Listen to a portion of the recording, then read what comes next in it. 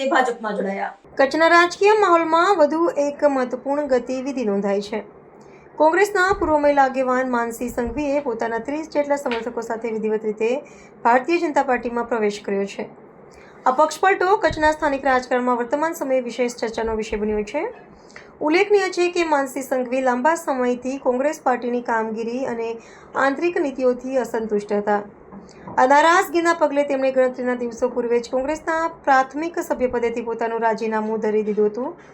ત્યારબાદ આજે યોજાયેલા એક ઔપચારિક કાર્યક્રમમાં કચ્છના સાંસદ વિનોદ ચાવડાની ઉપસ્થિતિમાં તેઓ વિધિવત રીતે ભાજપમાં જોડાયા હતા।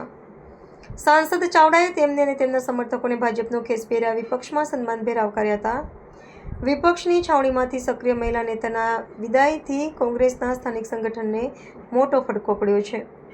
માનસી સંઘવીએ સત્તાધારી પક્ષની વિકાસલક્ષી વિચારધારા સાથે જોડાઈને જનસેવા કરવાના આશયથી આ નિર્ણય લીધો હોવાનું જણાય છે।